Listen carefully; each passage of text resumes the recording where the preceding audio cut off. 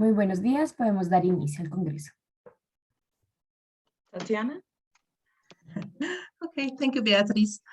Well, dear IALIC board members, dear presenters, dear attendees and collaborators. Good morning here in the Americas, good afternoon in Europe and Africa, and good evening in Asia and Australia. On behalf of the Universidad de los Andes and the Department of Languages and Culture, I am very pleased to welcome you to the 21st International Conference of the International Association for Languages and Intercultural Communication. This conference is a living example of how the situation we have experienced over the past 2 years has forced us not only to change plans, but to successfully adapt them. Of course, we would have been very happy to receive you here on campus and the facilities of our university so that we could have lived the conference theme in everyday practice. However, the virtual space also offers opportunities that represent an important added value for this event. Online conferences can literally reach the whole world. No matter where we are, we can participate, share virtual spaces, and certainly connect to even more different cultures as we would have done in presence. In fact, we have here today 176 participants from over 40 nations. Reflecting on language, culture, and interculturality. In a world that is growing closer every day, and in which we are increasingly sensitive to language use and cultural idiosyncrasies, and in which the question of cultural appropriation is likely to make societies and international relations fragile and shake, it is particularly important to reflect on these issues. Over the next few days, we will have the opportunity to discuss and exchange on topics like language policy in different contexts, the role of identity in intercultural education, the contribution of intercultural pedagogy in situations of crisis, and, of course, interculturality in the virtual world. Events like this conference are opportunities not only to present and discuss advances in investigation, but also to explore and establish new links between researchers, professors, and students from all over the world in order to develop joint initiatives, common research agendas, and new cooperations. I would like to take this opportunity to thank the organizers of this conference, Beatriz Peña, Mario Molina, and John Corbett, and all the others who during the last month dedicated a considerable amount of their time to make sure that this conference is going to happen. I think the presence of so many participants from all over the world shows that you have done an excellent job. Dear presenters, dear participants, I would like to thank you for your interest and active participation. I wish you a very successful event. Thank you, Tatiana. Thank you for this warm welcome. And well, I want to continue with also a few more words. So good morning, everybody. It is a pleasure to be with all of you today. Thanks to technology and thanks to great people who has made it possible. As some of you already know, my name is Beatriz Peña Dix, and on behalf of IALIC 2021 Bogotá Organizing Committee, we are very happy to have you all here today. Organizing the conference has been an important and rewarding challenge. Originally, we got 121 abstracts with most interesting, insightful, thought-provoking proposals for language, culture, and interculturality, global debates, local challenges.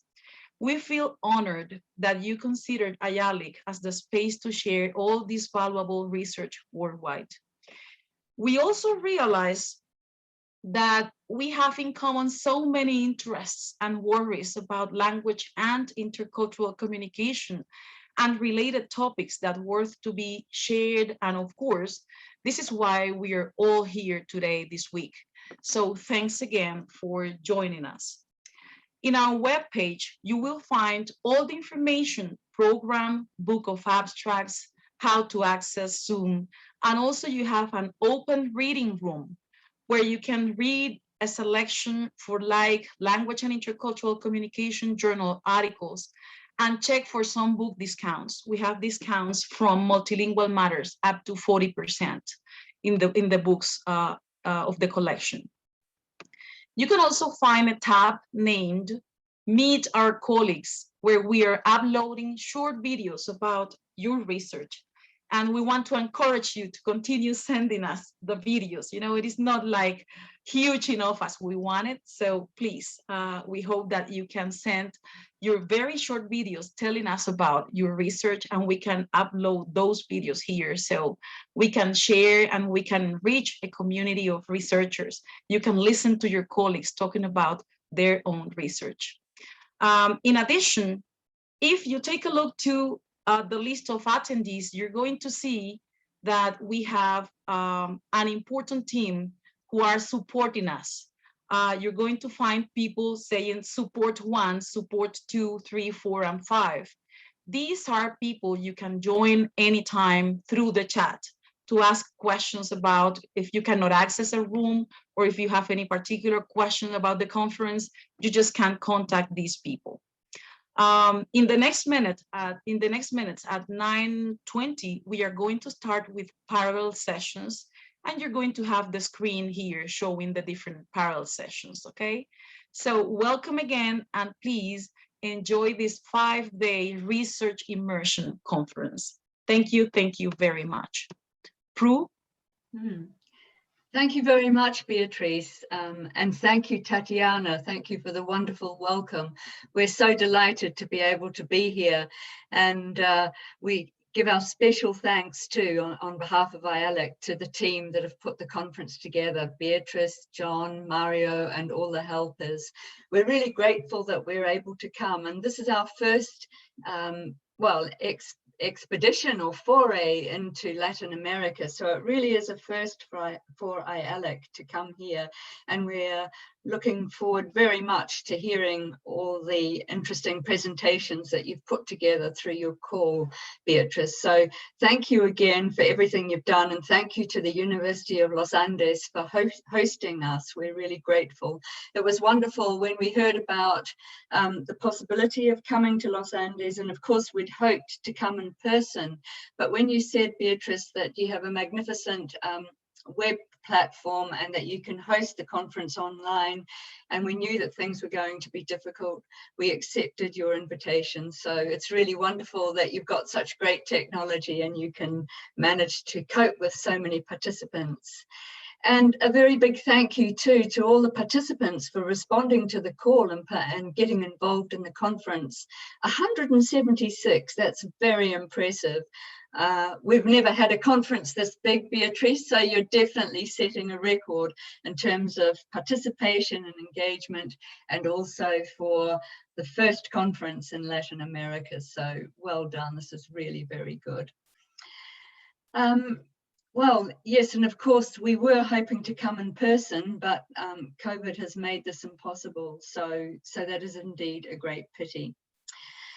Just returning to the conference theme, both of you have already mentioned it, and I think it's really important that we start to think about these things in these difficult times. So we're looking forward to hearing what research is going on and what's going to come out of the conference. And of course, there'll be a special issue related to this conference, hosted by John and Beatrice and John. They'll be the conference editors. So you'll hear more about that as we go through the conference, and certainly you'll be invited to submit your papers to that special issue.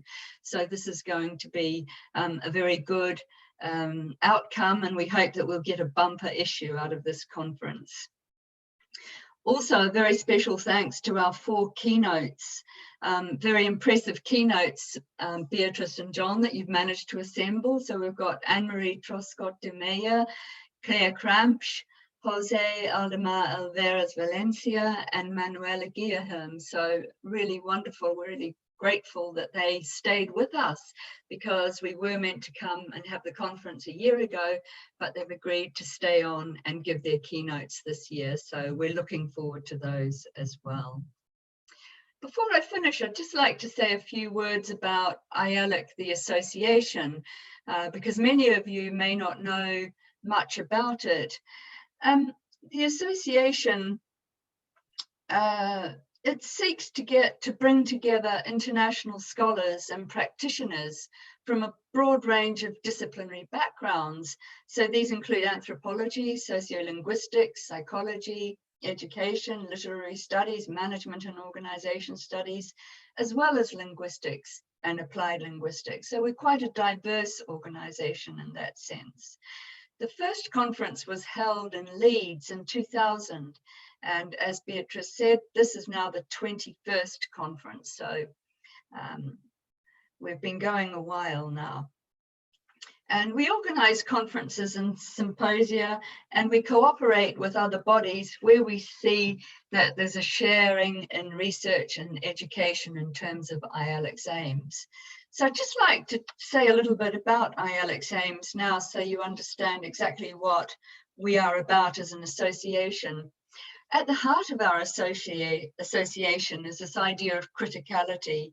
So we want to create conditions for a body of intellectual inquiry which intersects consciously, critically, and reflectively with other disciplines, not just the ones I mentioned, but also we're encouraging multidisciplinarity in all respects. And secondly, we want to represent the living reality of experiences of increased mobility and intercultural communication, as well as address the professional concerns brought about by the diversity of research and the teaching of living languages. And I think this mobility, now we see it everywhere. It's more and more important that we are coming to understand the experiences, the lived experiences of those caught up in migration for whatever reason. And thirdly, we aim to promote in theory and practice greater intercultural understanding, and thereby address the causes and the consequences of culture, all types of intolerance, social injustice, exclusion, and inequalities. So that's something about our aims. In the program, you'll see that the keynotes will be responding to the key themes of the conference. And we've got other additional things that are important in the program for you too. The research forum, where you can hear about the research that's going on within the association among its members. And we encourage you to get involved in that and participate and share your own research in that research forum. There's also a Meet the Editor session where you'll be able to meet with Malcolm MacDonald, the editor, and our other editor, Hans Ladegaard, sends his apologies. He's based in Hong Kong, but with the time changes, it's difficult for him to join. I'm sure where he can, he will, but he does send his apologies. He's the co-editor with Malcolm MacDonald. So you'll hear more about the journal, Language and Intercultural Communication, when you meet the editor. And just a reminder that that's the journal that you'll be invited to submit your research to. And of course, the special issue can only take up to, say, 10 to 12 papers maximum. So if you don't make the cut, of course, you're welcome to present your papers in another issue of Language and Intercultural Communication at another stage. And this year too, we've also got a reading room that's been made possible by University of Los Andes with their online technology.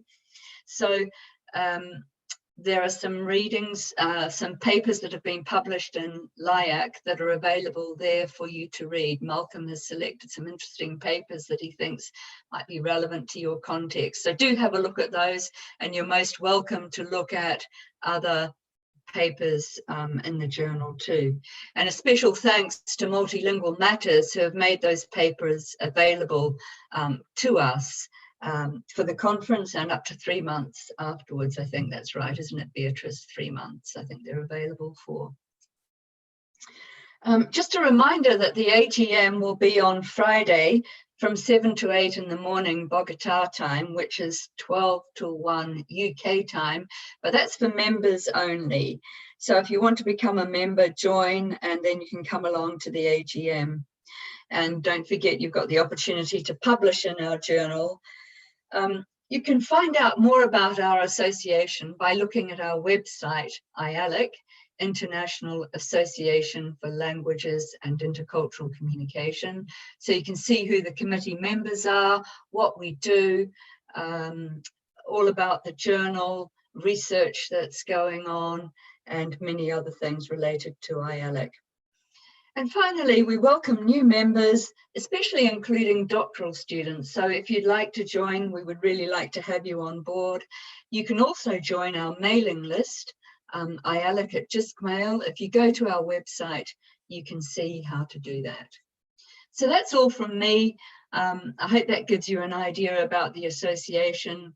And just to say another big thank you to Beatrice and her support, and to Tatiana and the University of Los Andes. We're really looking forward to an exciting conference and to seeing and hearing your presentations. We are really sorry that we can't meet up with you face to face. It would have been a wonderful conference there in Los Andes at Bogotá, but we'll just have to make the most of it with our online meetings. And I hope that you'll have a chance to meet some of the members of the committee too. If you have a look online, you'll be able to see who they all are. So thank you very much, and back to you, Beatrice. Thank you, Prue, thank you. We have our first keynote in a few minutes. Mario, could you please confirm the exact time for our first keynote speaker? I think it's 8 a.m. 8 or 8:10. 8:10. 8:10. Yes. 8:10, yes. So we have some minutes left. Okay, we have some minutes left. I don't know if IALIC board members might have a word before we start. Maybe Malcolm might want to say something as the editor, and then we could invite board members to say something. I think Claudia's here. She could say something about the research forum. I'm not sure who else is here. Malcolm. You're muted. Malcolm, your microphone is off. Thank you. Yeah, thanks for that. I wasn't expecting to say anything in this session.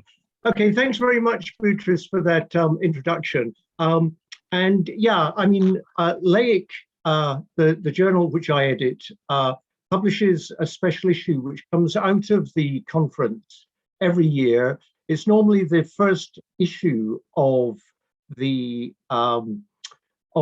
year. So we'll be looking at maybe publishing selected papers from this conference, which Beatrice and John will be editing through the year. And then this will come out early in 2023.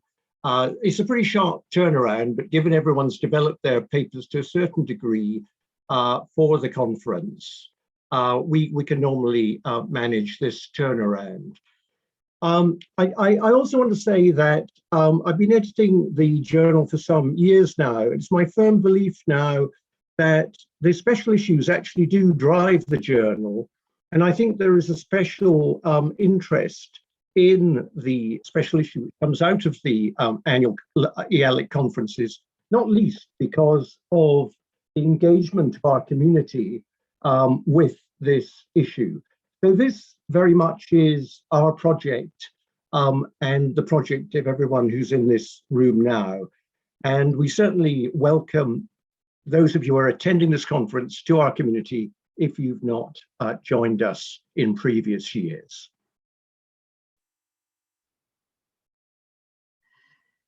Haynes is there. So Haynes, you might say a few words about membership. I don't think Claudia's here at the moment.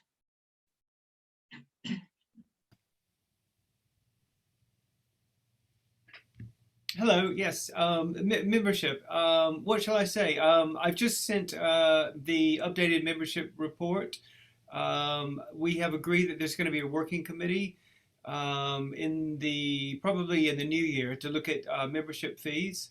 And I'm absolutely delighted as well to hear from Anna Bieven that she's taking over as membership secretary for in 2022. What else would you like me to say other than to obviously encourage people to join what is a fantastic organization? Thanks, Haynes. I think one of the things about membership fees in your working group is you're going to look at fees and possibly see how we can reduce fees for PGRs in particular, because we would really like to see PGRs coming along to our community. Yes, definitely. Can I say a few words? Please do. Yeah, thanks very much. I just want to follow on from Malcolm's observations about the special issue of the journal that will come out of the conference. Beatrice and I will be editing it. So we'll be soliciting your submissions after the conference is over. One of the innovations that we have decided for the special issue of IALIC, the journal this year, is that we'll have probably 2 submissions. We have thought that it would be good to have them in Spanish. So if you're interested in submitting, but not in English, if you're interested in submitting in Spanish, then we'll probably have 2 of the journal submissions in Spanish. The rest we will be asking for in English, but we'll be looking at submissions both in Spanish and in English. For the journal, we ask that an abstract is made available in 2 languages, English and another language. So if you're submitting in Spanish, we would ask you to have an abstract in English and another abstract probably in Spanish. So this is in the spirit of plurilingualism and translanguaging. We're hoping to have a Spanish and English special conference edition of the journal. So don't be put off by the usual language of the journal. Thanks, John. I've noticed too that Ramsey's here. Ramsey is our PGR, postgraduate rep. Ramsey, I just wondered if you might say a few words. Yeah, sure. Hello. I'm Ramsey. I'm the PGR representative for IALIC. Basically, yeah, as Prue was saying, we are trying to reduce the fees for PGR so that we have a bigger PGR community in IALIC. Still, it's I think free to join the IALIC mailing list. So please join the mailing list to stay like in touch. There is a big event for PGRs coming in the near future. This will be around summertime.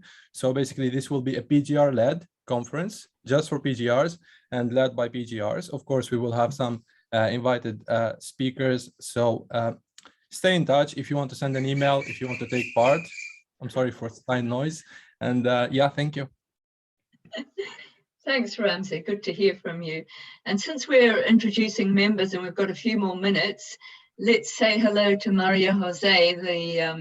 Maria Jose, would you like to introduce yourself?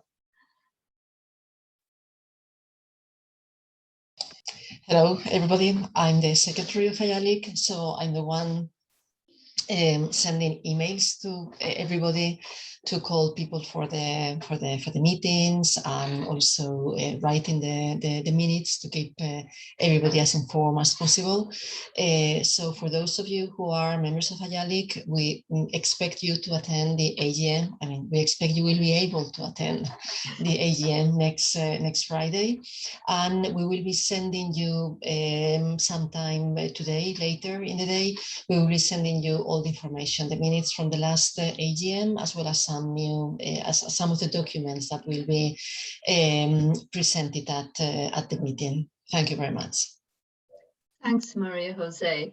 And Anna, do you want to say a few words? Sorry, I'm really putting people on the spot. Thanks, Beatrice, for inviting me to do this. Anna, are you there? Oh, maybe she's not. Now, I noticed someone else in the audience, Mike Byram. Mike, would you like to say hello?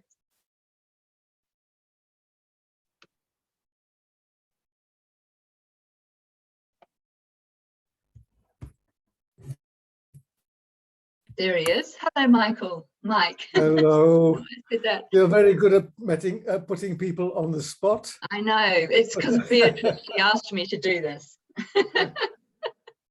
Well, it's, I mean, of course, I would have liked to be with Beatrice in Bogotá, as I've been a couple of times in the past. But on the other hand, as we all know, this kind of event allows people to attend who might not otherwise be able to, because of costs of travel and all of that kind of thing. So it's good to be part of all this, as ever, and to see that Beatrice, who, after all, began her academic life with us in Durham, is now leading this conference. Thank you very much. Thanks, Mike. Thanks for saying that. Beatrice, I think we've used up our time and we've introduced quite a few members. If there's anybody else there I haven't introduced who wants to say hello, please do feel free. I don't know if maybe, thank you, Prue. I don't know if maybe Mario would like to say something about the research forum on behalf Claudia. Claudia is not here, Claudia Borgetti, because they are planning, you know, a collaborative activity for the forum. So I don't know, Mario, if you would like to update us all about it. Sure. Well, thank you very much for joining us today. It's great to see so many people connected. Yeah, I can tell you a little bit about the forum, which is going to be conducted on Thursday of this week. And the coordinator or the person responsible for this event is Claudia Borgetti. And well, Ramsey and I have been supporting this event as well. We've been planning, hopefully, a good event for you. And in this space, what we want is, you know, create a space for discussion so people can talk about certain topics which will be discussed in our conference, right? So intercultural education, you know, the different gender, the different topics that, you know, we'll be covering here in the conference. So hopefully you will be able to join us. It will happen on Thursday at, let me confirm the time.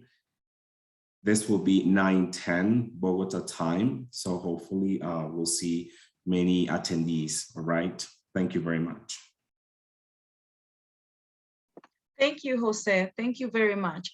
Well, Prue, I don't know what you think, but maybe we can have just 10 minutes to invite Jose Aldemar to get ready with the presentation. Maybe we can grab a nice cup of coffee or tea and just leave Jose Aldemar to get ready to start in 10 minutes exactly, in 9 minutes. Sounds good. Thanks, Beatrice. Perfect. Thank you. Oh, thank you. Thank you very much again for this nice introduction. Also, I think it is quite seldom in conferences that we actually have time to do things like that. And I think it was a great opportunity to see the faces of some of the IALIC members. I was especially pleased to see Michael Byram again, because we actually did meet a few years back. Yeah, so I'm not taking any more of your time. I wish you really a very successful conference. I am pretty sure this is going to be great. Thank you, Tatiana, for your kind words. Thank you very much. Thank you, Tatiana.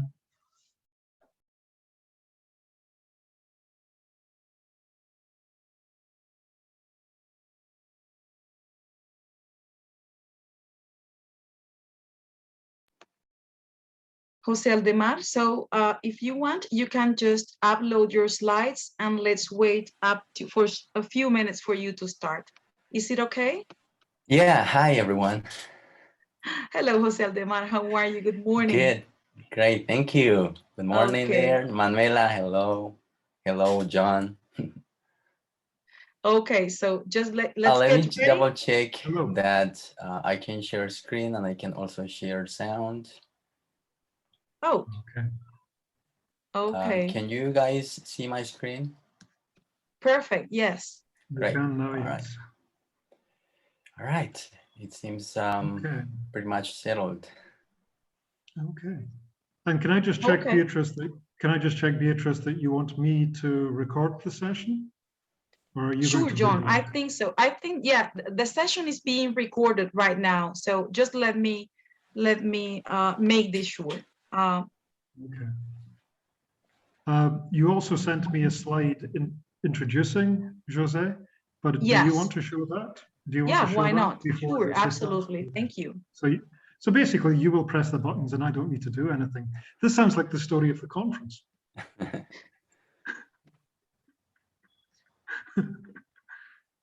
So would you share would you share Jose Aldemar's page? Thank you. I can.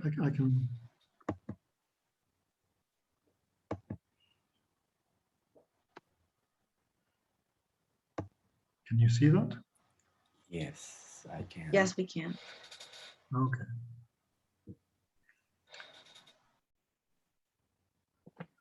Just 5 more Basically, minutes. that's fine. So what I'll do is I'll introduce in 5 minutes time, and then I will stop sharing and Jose can carry on.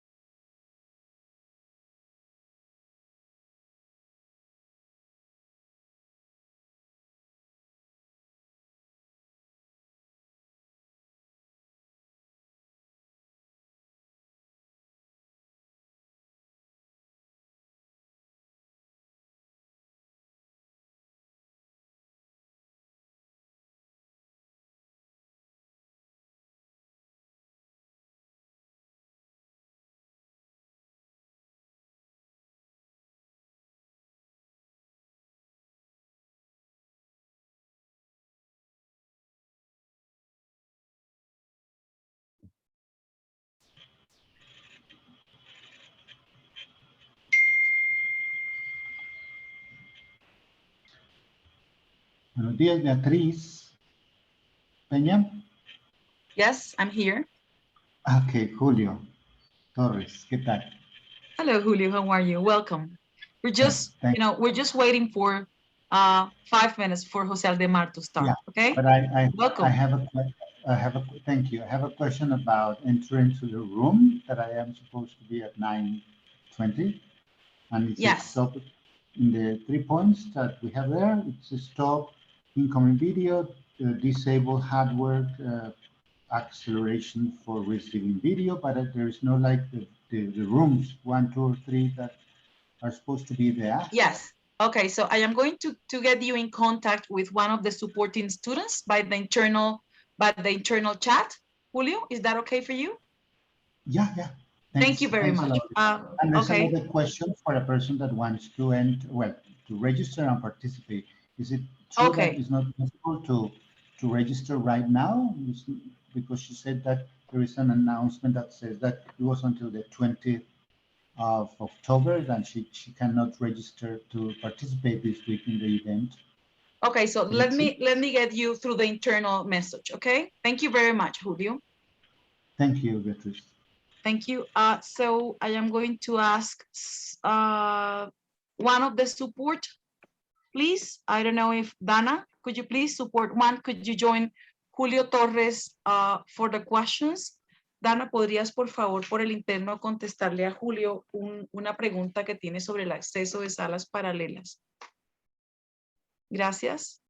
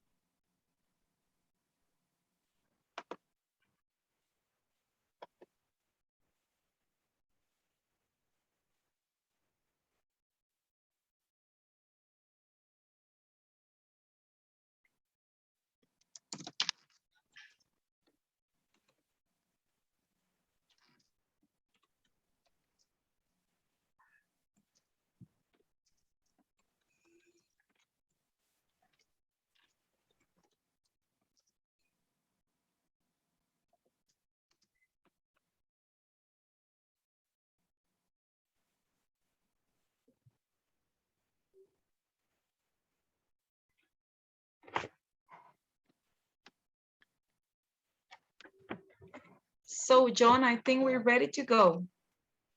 Okay, well, thank you very much, Beatrice. We'll start, shall we? Well, first of all, good evening from China. Good morning in Colombia. It is lovely to connect Zhuhai in China to Bogotá in Colombia and all points in between and indeed beyond.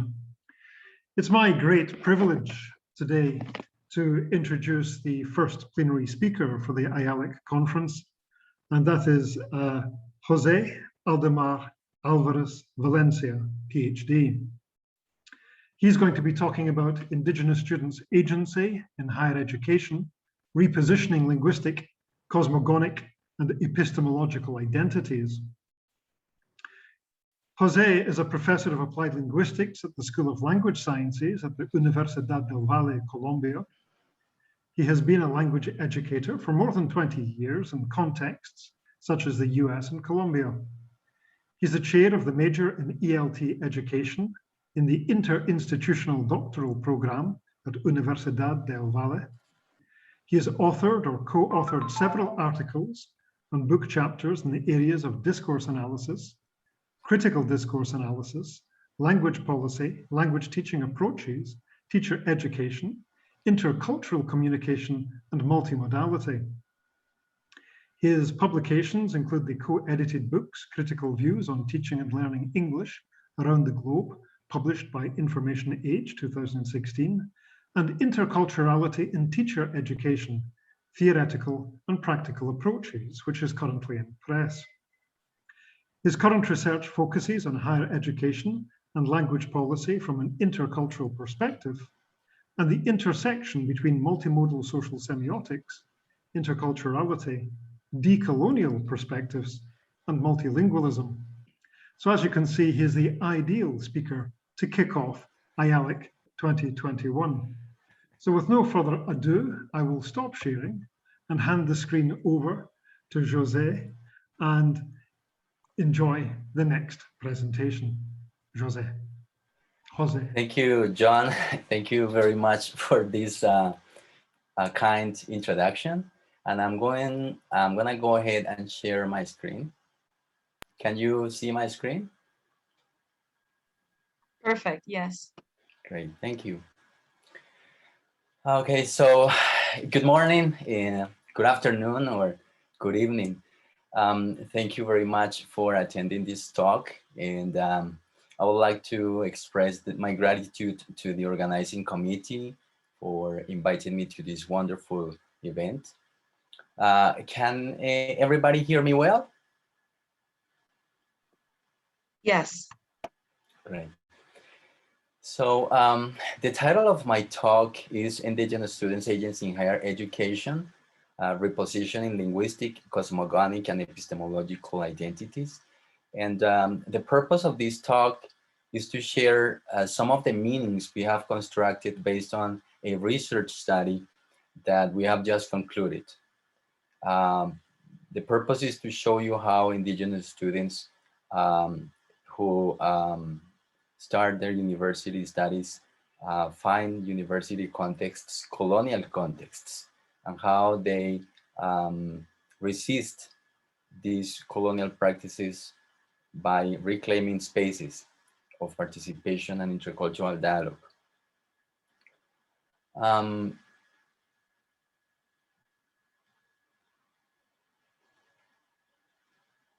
Briefly, I would like to acknowledge my colleagues and indigenous students who contributed to this study, either as participants or also as research assistants, as you can see on screen.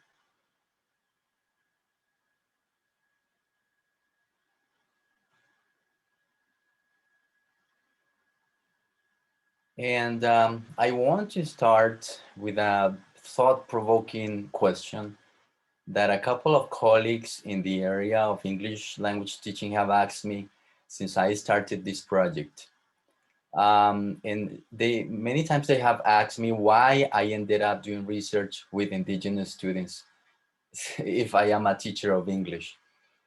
And there are many reasons I can give to answer this question, but I always think of one that I find inspirational and I would say transformative in my case. And I want to introduce you to Manuel Usa. He is an indigenous student. He is also a practitioner of ancestral medicine of the Misak community. And I'm going to refer to one instance when we asked him what language was for him and for his community. And this is the answer that he gave us. And I'm going to show you a very short clip about what he said. You let me know if you can see, can you see the screen of the video?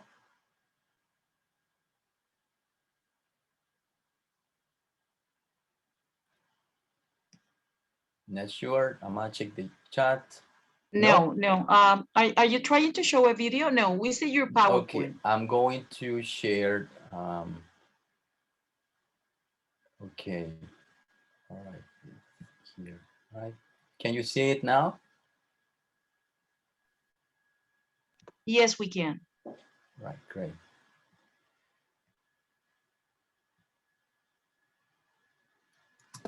Tres dinámicas de entender el idioma. La primera dinámica de entender el idioma es el Namjik, que es el... Wait a minute, can you see the subtitles? Not really, Jose Aldemar. Okay, let me see, because the clip is supposed to come with subtitles. Let me check what happened.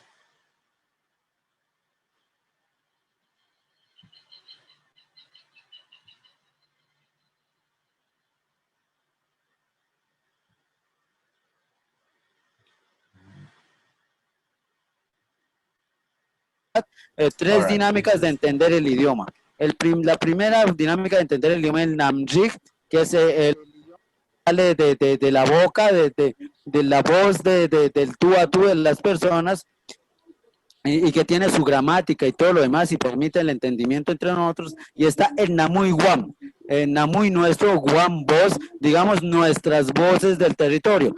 Y es el lenguaje que yo logro entender, el silbido del pajarito, digamos la voz del viento,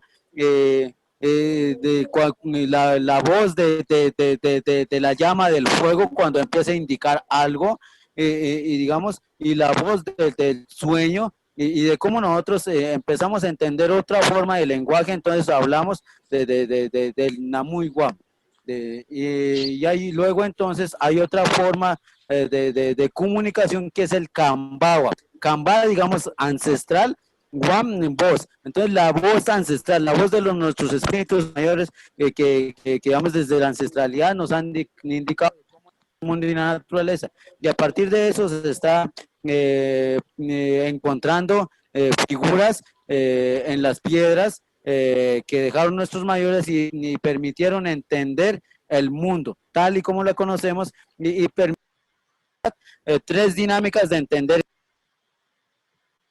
Okay, hopefully you guys could watch the video. And he talks about three, the way they understand language as three entities, NAMRIC, which is actually the way we know language, you know, the channel or the faculty that allows people to communicate. He also talks about Namui-Wam, which is the language that allows communication between nature and the beings that inhabit nature, and Kamba-Wam, Kamba, the language that allows them to dialogue with their ancestral spirits. And maybe what I'm going to say is obvious for many of you, but listening to Manuel talk about those three views of language, of what language is for them, made me realize even more about how narrow the dominant Western understanding of languages. And as you know, we've been taught to believe that language is in the West is very monolithic. It's a very monolithic entity. It's a cognitive process, and it's very verbocentric. You know, language is basically a linguistic, as esteemed from a linguistic perspective. So what Manuel helped me understand and be more convinced of is of the need to recognize pluriversal views, you know, unlike, you know, the universal discourse of the West. Pluriversal views that allows us to see the nature of human experience and existence are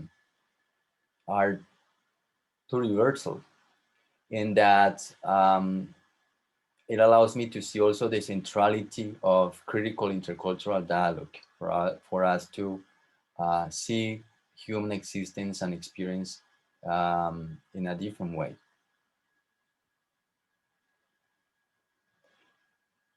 I have organized the presentation around 4 weavings or tejidos, using one important concept in indigenous communities, tejido. I'm going to, and I hope that by the end, I have been able to weave with you a symbolic cloth of meanings. And I will talk about the context of the study, the methodology, and instead of saying results, I decided to call it aprendizajes in Spanish, or learnings in plural in English. And then at the end, I'll provide a short conclusion. Tejido 1, or weaving 1, the context.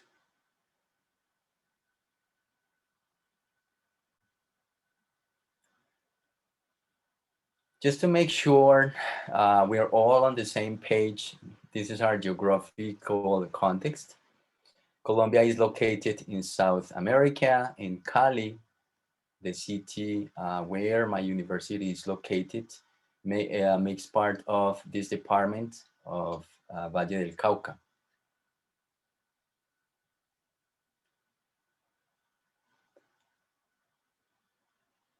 Colombia is a very multicultural and plurilingual country with an ethnic composition of mestizos that account for 89.8%. We have 6.1% that corresponds to Afro-descendants. Then we have a very small population of Rom or Gypsy people. And then we have 3.9% who are indigenous people, and that corresponds to almost 2 million people. They are 115 pueblos distributed across Colombia, and they speak 63 indigenous languages. Now, this is our main campus in Cali. In total, the university houses more than 30,000 students and offers 200 undergraduate programs. The Registrar's Office reports that between 2010 and 2020, 1,176 indigenous students entered the university as part of an admission quota for minoritized communities. According to this, each program has to allocate 4% of their seats for indigenous applicants. However, despite the efforts of universities in Colombia to implement policies of positive action, indigenous students still face systemic and structural colonial resonances latent in the campus climate and stakeholders' minds, as well as the bureaucratic organization of universities that perpetuate covert discrimination, invisibilization, acculturation, and marginalization. This is according to Alvarez, Valencia, and Wagner. Now, and despite the promises of the state and universities of a multicultural and a multilingual university, students realize that the colonial matrix implanted by former colonizers operates in a pervasive way in higher education. And this colonial mentality positions indigenous students' knowledge and forms of knowledge production as inferior. This is what Mignolo calls coloniality of knowledge. It also maintains and legitimizes racial, political, and social hierarchies, or what Quijano calls coloniality of power. It also represents indigenous students as cognitively, emotionally, and spiritually inferior, or what Maldonado Torres calls coloniality of being. And it is complacent with regimes of natural exploitation, consumption, and accumulation of resources. And this is what Catherine Walsh calls the coloniality of modern nature. So research studies have shown that this kind of campus climate decreases indigenous students' graduation rates and also the possibilities of them to access higher education.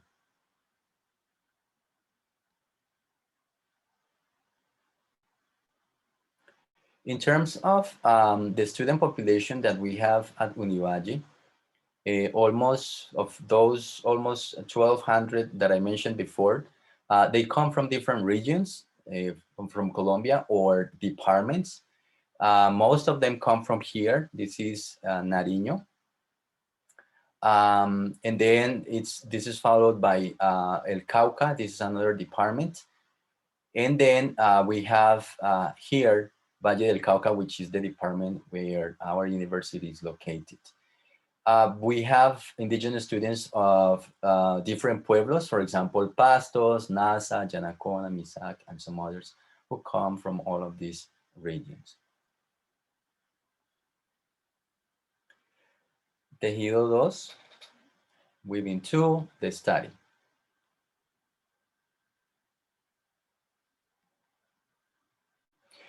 I'm going to briefly take a look at the research design.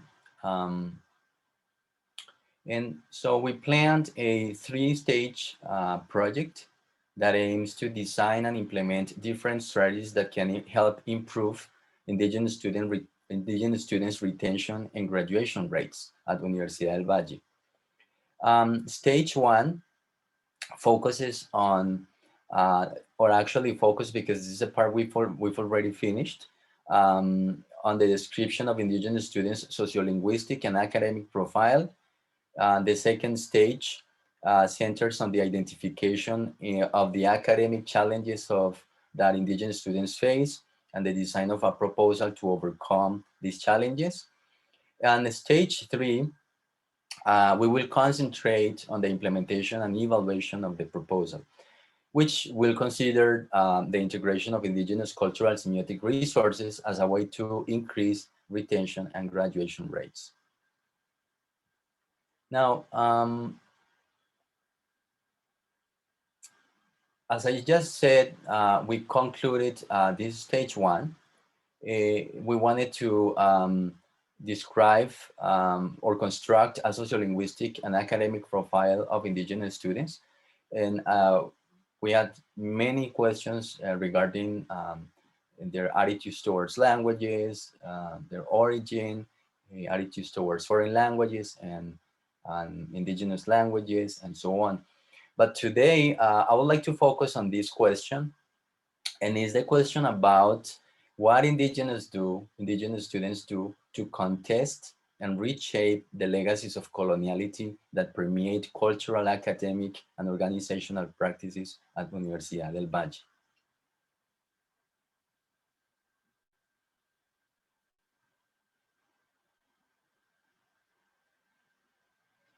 Let me tell you a little bit more about the research design of the study. So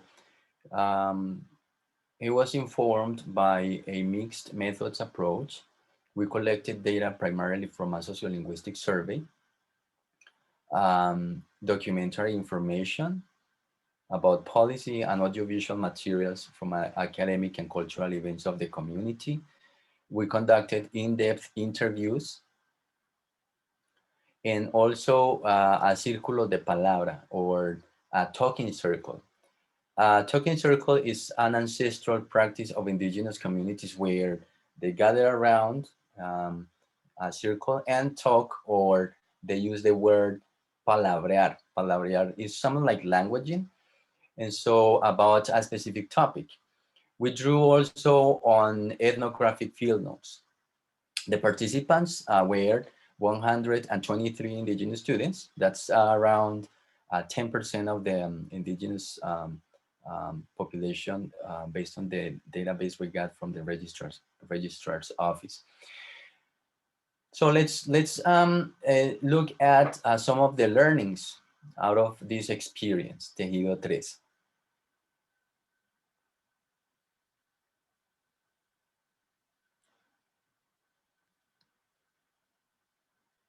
Countering hegemonic practices through resistencia, or resistance, an agentive enactment on campus. Well, in this part, we will take a look at indigenous students' agentive action to challenge hegemonic practices on campus. And we think that one of the main achievements of indigenous students was the founding of the Cabildo Indígena Universitario, or Indigenous University Indigenous Council. Here's the logo of the Cabildo, CIU. And the CIU was an initiative of the first indigenous students from different pueblos who formed an activist group back in 1991, and then were later able to reach an agreement with the university administration in 2003. And they established the Cabildo Indígena Universitario, or Indigenous Council. Its main aim is to strengthen indigenous students with what academia offers to defend their millenary ideas and ancestral customs in favor of the resistance and existence of indigenous people and existence of the indigenous being. I'm not sure if you've noticed, but the word resistance appears a lot in the speech of indigenous students. And yes, it is common in their public addresses. And for example, when we were doing the talking circle, we had different students greeting who participated. And every time they greet, they say things like, for example, I extend to you all a greeting of resistance, or a greeting of harmony and resistance. So, and this word makes actually part of the motto of the Cabildo here, tejiendo estrategias de resistencia. That means weaving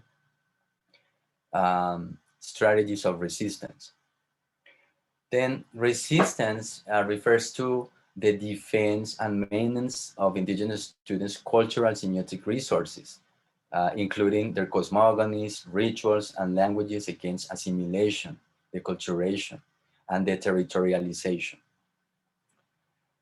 So the CIU works as a democratic unit where representatives of every pueblo take turns to make part of the council, which is elected every year. Principally, the CU helps students with the process of admission, retention, and the return to their territories when they complete their degrees. And they pay special emphasis on the educational pertinence, coherence, necessity, and sufficiency of university instruction. And this is according to one indigenous student.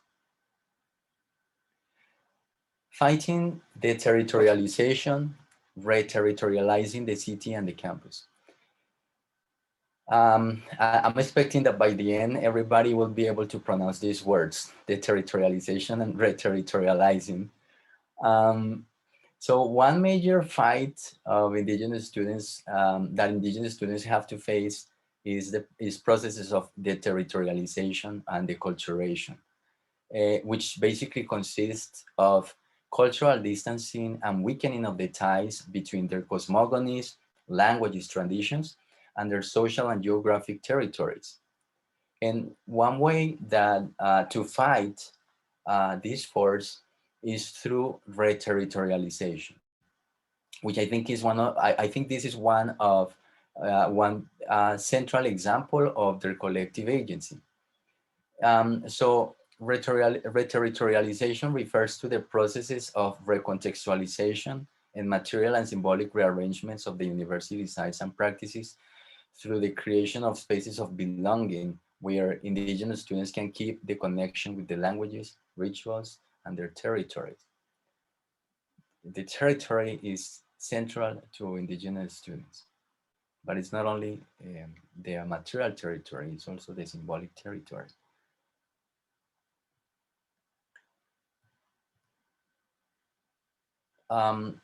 Indigenous students have fought to open and create spaces of belonging within the new inhabited social spaces and material spaces of the city and campus.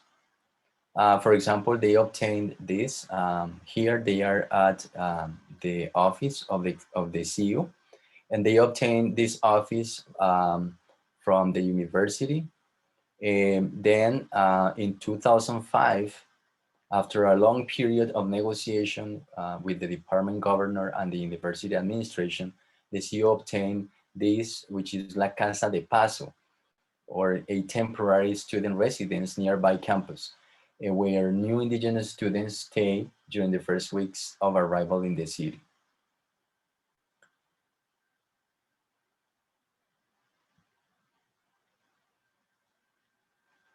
In this slide, you will see La Tulpa. This is La Tulpa. And in 2006, indigenous students obtained La Tulpa del Lago, which is the construction, and they say it's a space for thought, study, and coexistence where people share, teach, and learn, where every Friday we organize cultural activities for the entire university community to participate. And so this is another picture of La Tulpa, that this is on Friday night, where they do cultural activities like dancing or some of their rituals of their communities.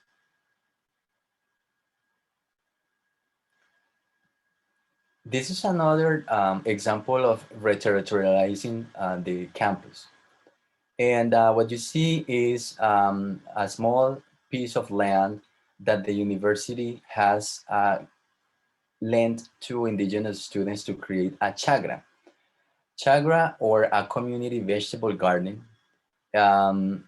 allows them to conserve their customs and maintain the human-nature balance, as the CU says. And the CU further explains that La Chagra aims to raise healthy plants without fumigation. The members of the CU go there, forget about academia, and see how the bean plant, the corn plant, and some other plants grow. And so they say that the CU through La Chagra doesn't only cultivate the mind, but it also cultivates the land, and they learn to love La Mama. La Mama, they mean Mother Earth. The CU also explains that growing plants at La Chagra constitutes a transgressive act through which they make a statement against agriculture companies that modify seeds genetically or fumigate with glyphosate, which has destroyed farmers' crops and soil fertility.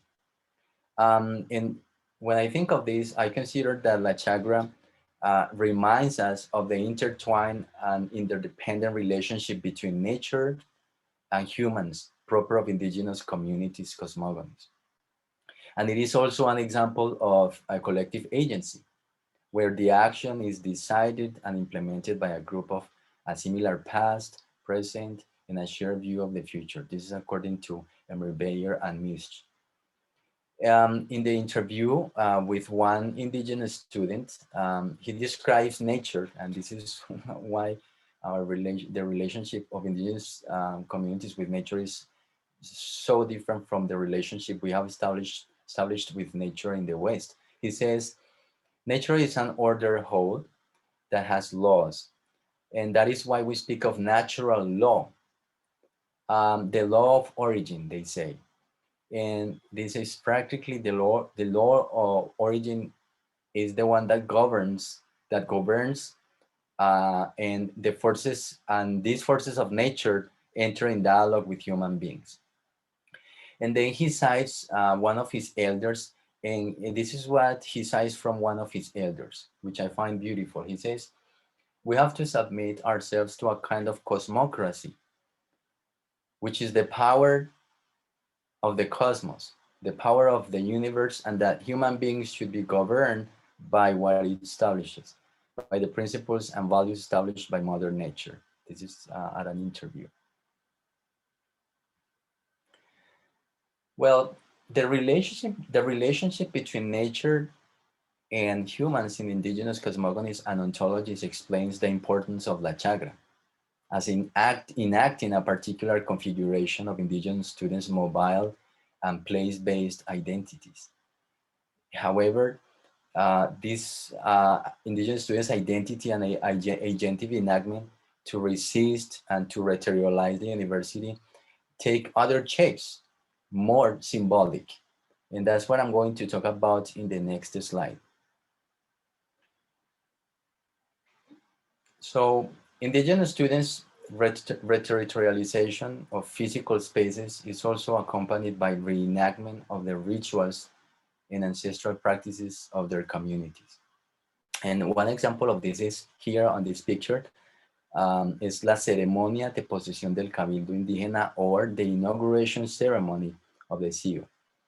And as I said before, the CIU council changes every year. So every year they do us an inauguration ceremony, and which basically recreates the ritual through which members of the CIU are sworn into office in their territories, because their territories have the same structure of the indigenous council. So they also organized Círculos de Palabra. Remember I mentioned Círculos de Palabra before, talking circles, on mingas de pensamiento, or mingas of thought. And these are traditional ceremonies where indigenous people palabrean, again, languaging, to look for collective consensus on social, cultural, or political issues. This also happens on Fridays at La Turba. Now, this is another example on this slide. You see, this is another example of reterritorialization at the symbolic level. And this happens through the inclusion of subjects or classes about ancestral knowledge and languages in the university curriculum. Between 2005 and 2006, the CU worked an agreement with the university administration to offer 2 courses of an indigenous language. And this is one language, it is Nasa Yue. And they offer Nasa Yue 1 and 2. But they also included 2 content-based courses that I translated. Hopefully this is a good translation. Ethnic Knowledge, Research Methods, and Territory. That's one course. And the other one is Conflict and Special Indigenous Jurisdiction. The CU asserts that these courses are offered to indigenous students and also the university community with the objective of strengthening the political process of the CU. So what I think is that through these courses, the CU intends to engage in intercultural dialogue with the campus community. It brings closer indigenous communities, cosmogonies, epistemologies, and languages to the community. At the same time, it offers indigenous students themselves the chance to strengthen their indigenous roots and learn, for example, one indigenous language, the language of the Nasa Pueblo. Now, I didn't mention this before, but many of the indigenous communities in Colombia have lost their languages. And so some indigenous students want to take these courses because they want somehow to strengthen their identity by learning an indigenous community. And that's another big topic to discuss about language and identity. We'll touch upon that in a minute. So the creation and implementation of the courses that I just mentioned resemble the project of Educación Propia. Educación Propia means own education. In their territories, indigenous students have own education, different from the traditional education we receive in mainstream society. And so the courses that they create at the university are kind of like they resemble the idea of own education. And again, they are agentive actions that subvert current practices and incorporate indigenous ways of thinking and knowing at the same time that they try to exercise some control over what goes on in those classes.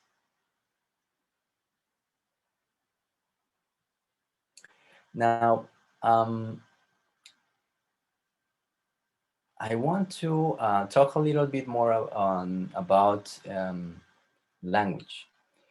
You already had a little taste of the idea of languages in the indigenous communities with the clip that I played by Manuel.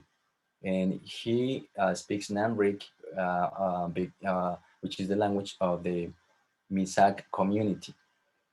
And here I'm going to talk about another community, which is Nasa, the Nasa Pueblo, and they speak Nasa Yue that I just mentioned. It's offered on campus. The presence of indigenous languages on campus plays a complex and ambivalent role.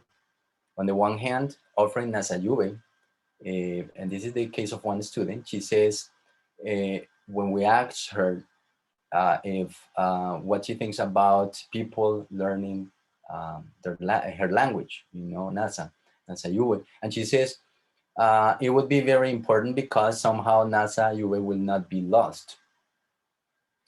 And although most, and then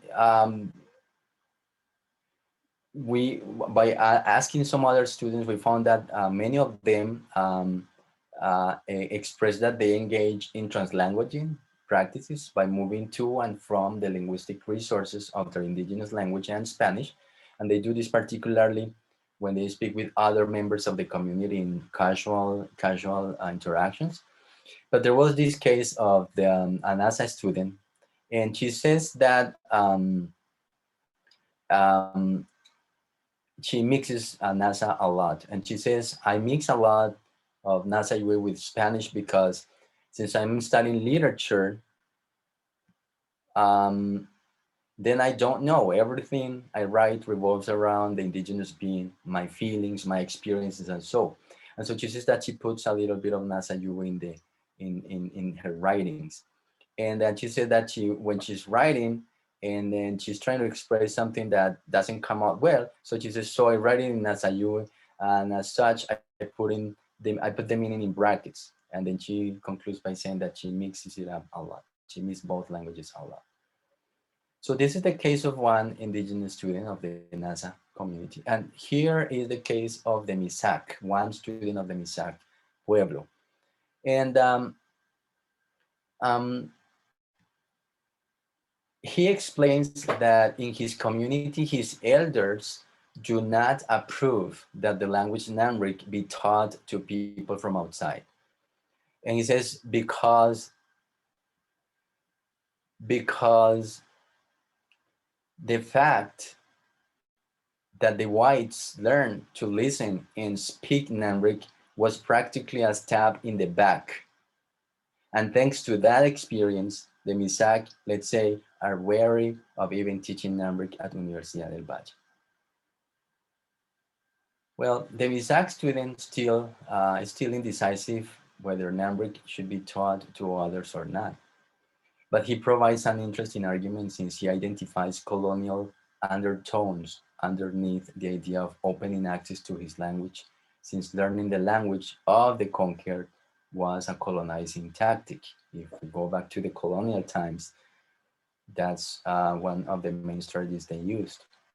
For pueblos such as the Misak, their language is their territory, and they shield against linguistic colonialism and cultural subjugation. He reflects about this. He says, I believe that the only thing that has kept us alive in the face of invasion, in the face of the so-called centralization, culturalization, I believe that we, the indigenous people, have resisted and have been able to survive thanks to several variables, one of the most important of which is our language. And he emphasizes it, our language. Now, these two positions, these two students display different agentive enactments concerning languages on campus. The NASA student does not only suggest that teaching the language to others is one way of protecting, reterritorializing, and revitalizing it, but also she herself engages in transgressive practices by deploying NASA UV in her assignments, thus resisting long-standing invisibilization and contending linguistic subalternity. On the other hand, for the Misak student, protecting languages becomes a form of resistance and a way of exercising individual and collective agency.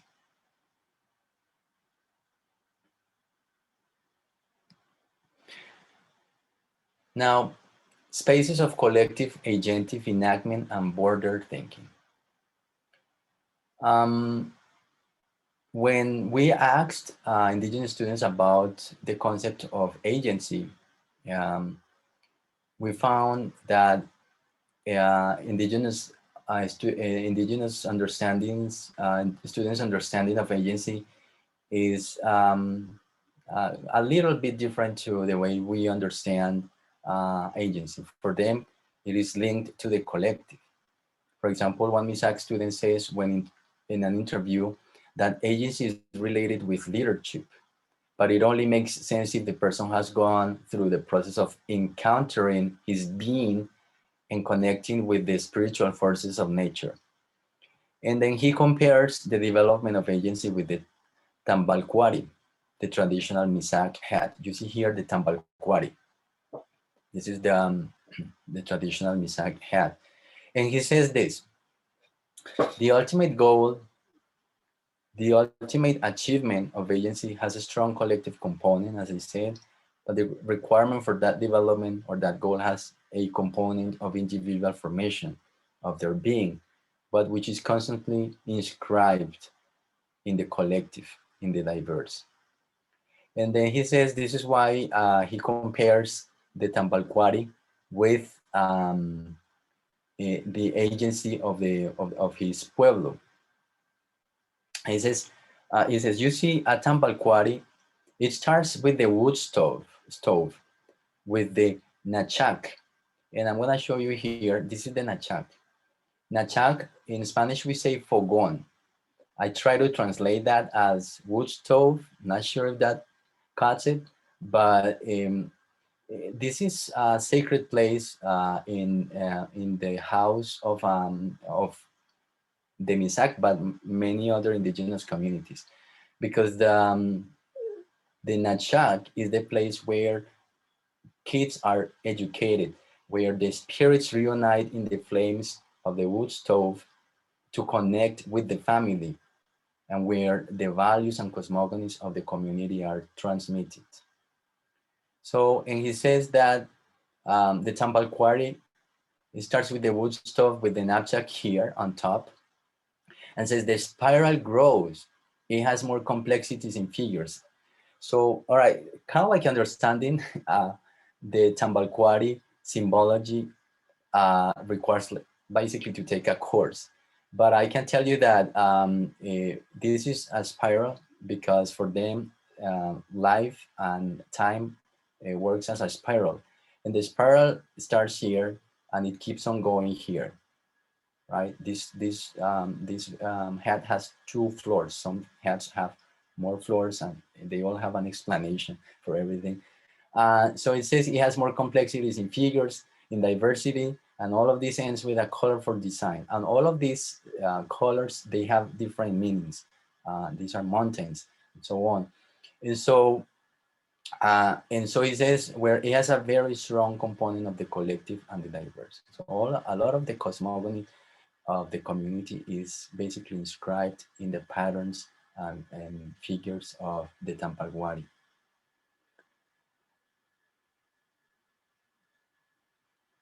So I'm going to close this part and basically all of this section of the learnings by saying that indigenous cultural and political activism through the collective figure of the CU crystallizes what Walter Mignolo calls border thinking. According to Mignolo, a basic condition for border thinking to emerge is awareness and sensitivity to the colonial difference, which creates the conditions for dialogic situations. And after walking and interacting with indigenous students during more than 2 years, it's very clear that their actions are highly rooted in their feelings and experiences about systemic practices of discrimination, subordination, invisibilization, acculturation, and marginalization, exercised by a society and institutions that cannot recognize the legacies of coloniality. As one of the most powerful institutions, education has historically denied indigenous students the enactment of their languages and ways of being outside of their territories. And so I have to say that although universities are complacent with practices that uphold the colonial matrix, in Colombia, public universities are frequently more tolerant to social and cultural critique and emancipatory actions, which somehow favor the emergence and development of border thinking, and consequently, the enactment of other forms of knowing and being. Then indigenous students' cultural semiotic resources, including their cosmogonies, epistemologies, ontologies, and languages, find a place in the university context through their activism that creates cracks in the colonial matrix. Then border thinking and agentive enactment fuel indigenous students' processes of reterritorialization of the university's geographic and symbolic spaces. And you could see all of the examples that I provided through their political agentive practices. By legitimizing their ways of knowing, feeling, and communicating through the courses inserted in the curriculum, indigenous students mobilize their cultural semiotic resources to confront coloniality of knowledge. Other reterritorialization activities such as La Chagra, if you remember the garden, exemplify humans' relational ontology with the world of animals, objects, places, and spirits, calling into question the coloniality of nature. Indigenous students delink from the coloniality of being empowered by claiming equity conditions and defending their ways of knowing and being, their languages, and by sharing their ceremonies and rituals with pride. And although for many people, indigenous students' agentive enactment can be considered transgressive, their social, cultural, and political activism creates conditions for dialogic, intercultural understanding between them and the campus community. So they're pretty open to share, to welcome people who want to engage in intercultural dialogue. Now the question is if people on campus are willing to take that step. Tejido 4, weaving 4, conclusion. Now, I would like to close with another thought-provoking question that applies to me because I have been asked this many times, but also it could also apply to you, what you think about it. And I have been asked several times questions like, why do indigenous people make such a fuss for things that happened a long time ago, right? Why are they making so much noise about things that happened during the colonial times? And this is because for some people, indigenous people's activism and political agency are a nuisance. And then when these questions come up, you know, I go back to what Walter Mignolo calls attention to about being sensitive to the colonial difference. And the colonial difference refers to a locus of enunciation, where we sit at the border of local histories. We create that border thinking, right?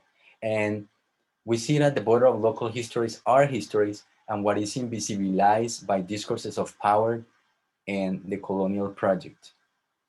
When a person then, and this happens when a person is aware of his, her subalternity, and thus looks for spaces to delink from the colonial matrix of power, which means that the person develops border thinking, right?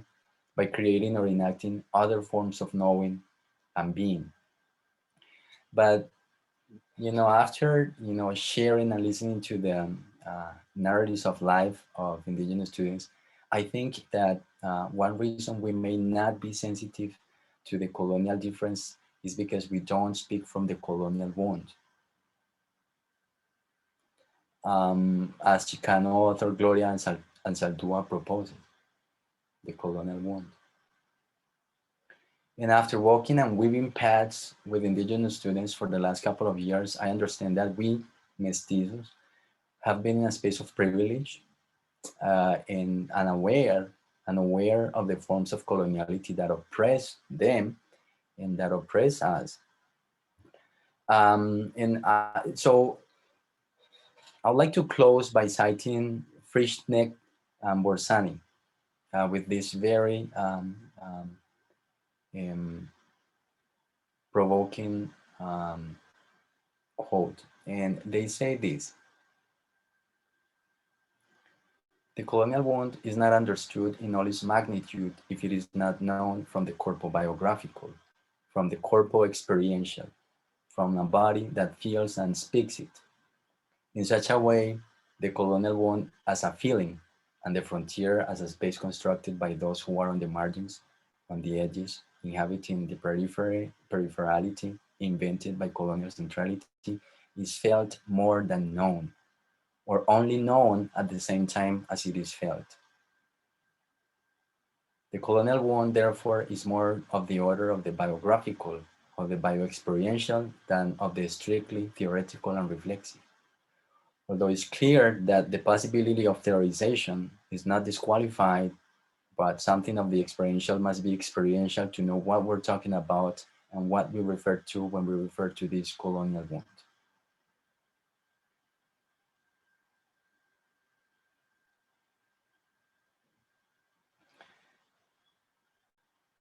And perhaps we will never be able to experience the colonial wound as indigenous people do.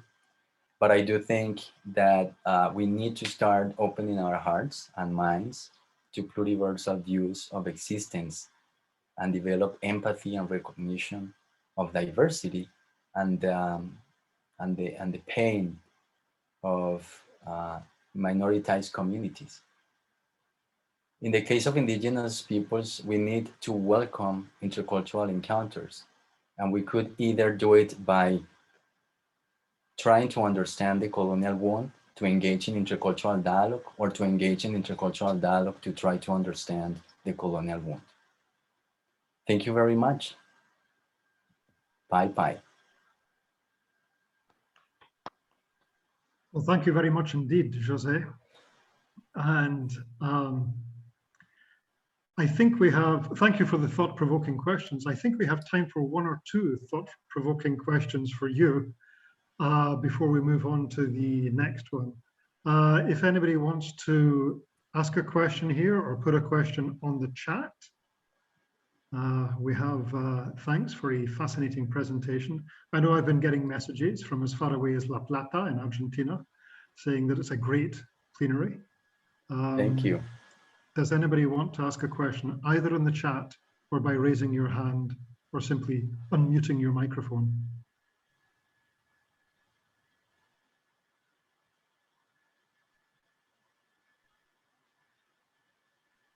I know that the themes that you're talking about will be rehearsed again as the conference continues.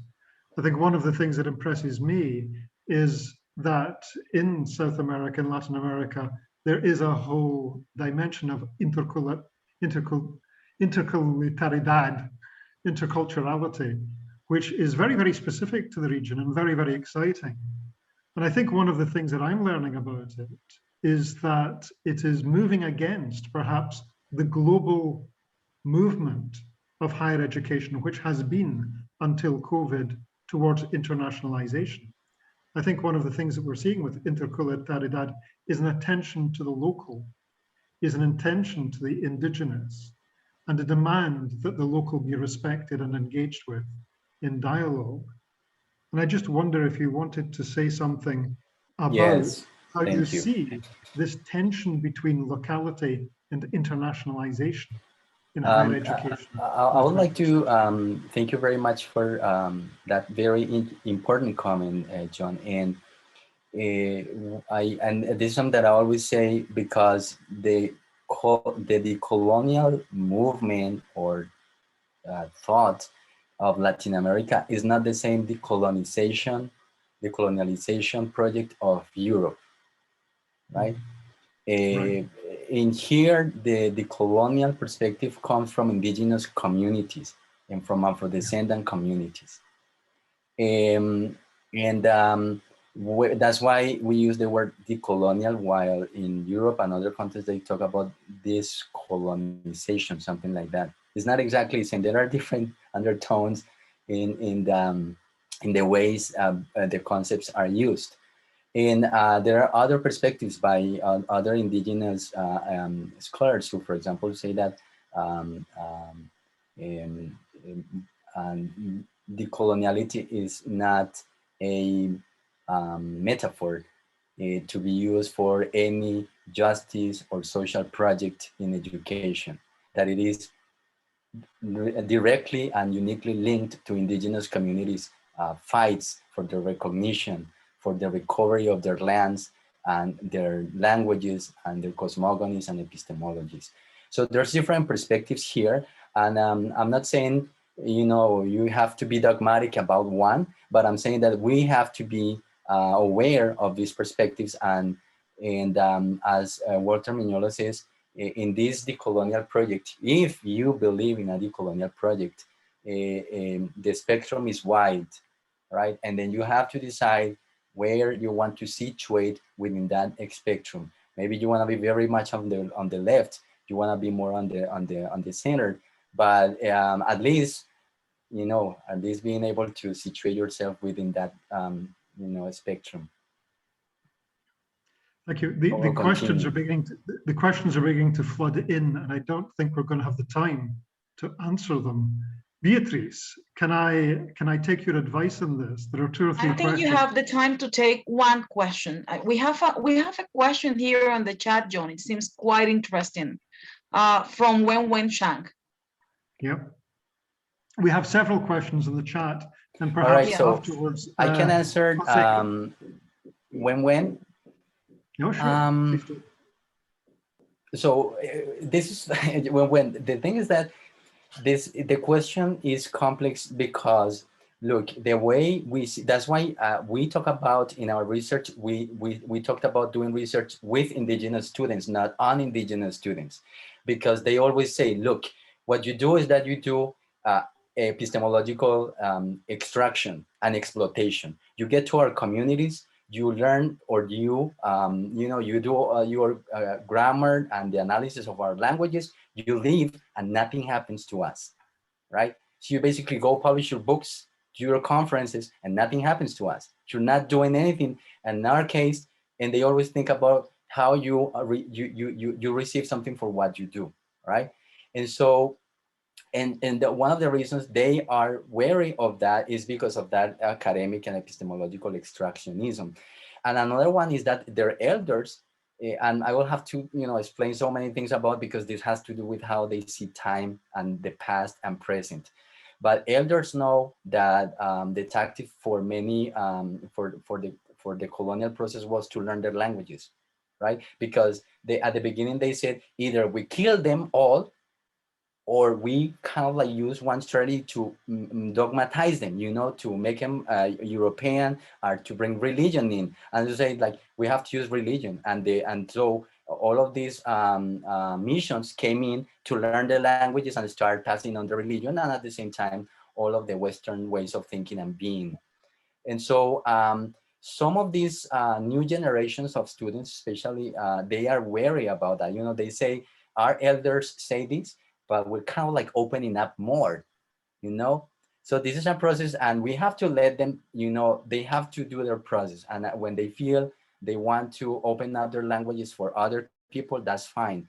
But meanwhile, I think we have just to respect the ways they are thinking about all of this, because we don't feel this from the colonial wound. We don't know. Is it like, oh no, yeah, you should let us learn your language. But it's like, we don't know what's behind the decision of not learning and not sharing the language to the outsiders. I think in answering that, thank you, Jose. I think in answering that, you've gone some way towards addressing the issues that Anna Sophia and Haynes have raised. I think we do need new ways and new ethics of intercultural research in order to address these situations. And we need a way of engaging in intercultural dialogue. The end purpose of the exploration is genuine dialogue.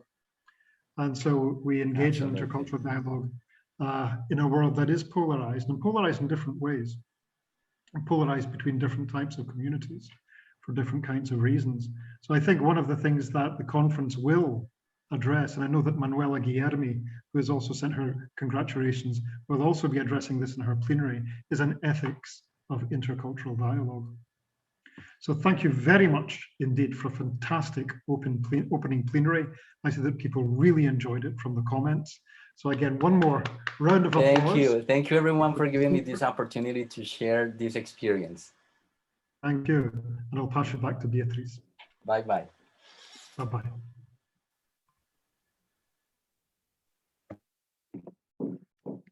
Mario? Thank you very much, Jose Aldemar, for such a wonderful presentation. It's great to see this research this year. Thank you very much. So just a friendly reminder that at 9:20 Bogotá time, we'll have our first session of parallel rooms. Those will be active at the exact time, I guess, 9:20, or they will be active right now, if I'm not mistaken. But yeah, those will be open to you guys, so you can join the sessions. Our recommendation is please check the program before you decide, of course, which conference you want to attend. These parallel sessions will be 1 hour, and in each parallel room, you're going to have 2 different presentations, right? So again, it's important that you check which presentation you want to attend so you can join that specific room, all right? That will be from 9:20 to 10:20, and then from 10:20 to 10:50, we're going to have a coffee break. Okay, we hope you will enjoy it. Then after the coffee break, we'll be back to our parallel sessions from 10:50 to 11:50, all right? And this time it'll be the same 3 parallel rooms and 2 presentations per parallel room. So make sure you choose whatever you're interested in, all right? And then after that, we're gonna have lunch, okay? So we really hope you will enjoy the rest of the conference this morning, because there are tons of presentations which we are sure will be of interest to you guys. So thank you again, and have a fantastic rest of the conference.